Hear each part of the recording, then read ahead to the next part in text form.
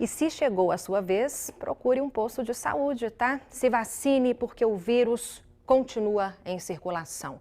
E a Delta, gente, nova cepa do coronavírus, acendeu um alerta para uma possível terceira onda da doença, viu? Em Minas, já são 11 casos da nova variante. Aqui na nossa região ainda não há registros, mas claro, a situação preocupa. Sobre isso, a gente conversa com o nosso parceiro, o professor de epidemiologia, Sinésio Inácio da Silva Júnior. Professor, bom dia, obrigada pela presença. Bom dia, Suzana. Bom dia a quem nos acompanha. É sempre um prazer. Todo nosso. Professor, a gente está vivendo um momento de uma certa redução, tanto nas mortes quanto na quantidade de novos casos de Covid, né? Essa nova variante pode mudar totalmente o nosso cenário? Suzana, mudar pode, totalmente no sentido de uma escalada como nós já vimos, aí é um pouco, felizmente, mais improvável pelo avanço, embora lento, da vacinação. Mas nós temos que ter muito cuidado porque ela é mais contagiosa realmente e resiste um pouco mais, né, em relação às defesas que nós criamos pelas próprias vacinas e quem já teve a doença também.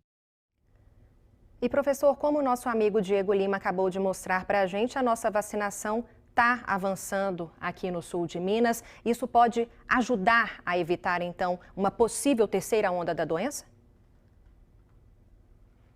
Se não fosse a vacinação, né, mesmo lenta, né, a gente precisaria acelerar, sem dúvida nenhuma, né, a questão de vírus não é se ele chega, é quando ele chega. Quando a Delta chegar com mais força, ela realmente faria a gente ter quadros bastante dramáticos. Então, graças à vacinação, né, a expectativa é que nós não tenhamos um agravamento, como já vimos, né, em outras ocasiões, antes da cobertura vacinal ter sido iniciada.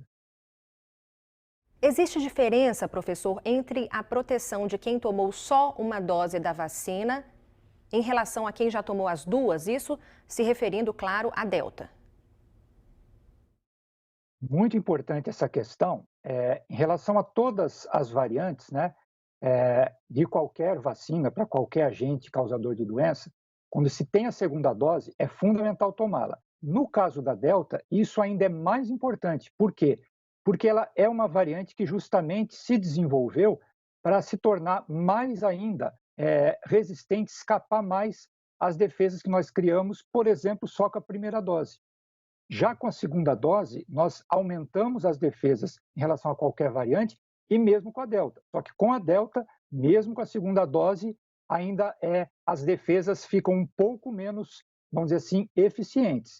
Mas é fundamental completar a cobertura vacinal, sim, para se defender.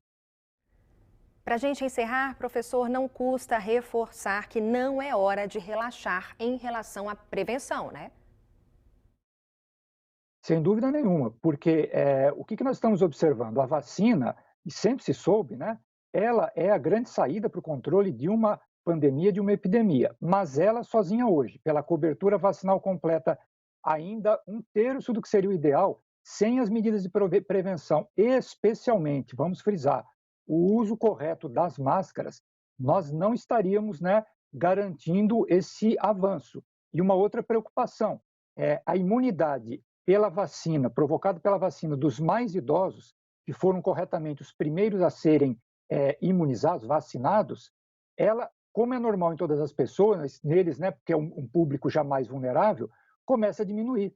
Então, o aumento eventual, que a gente tem regiões que estão com tendência de aumento de óbito e de algumas internações, pode ser por isso, e por isso que temos que vigiar a Delta também, que tende a poder a complicar essa situação. Sempre muito bom ter o senhor conosco, professor. Bom dia, brigadão mais uma vez. Bom dia, eu que agradeço.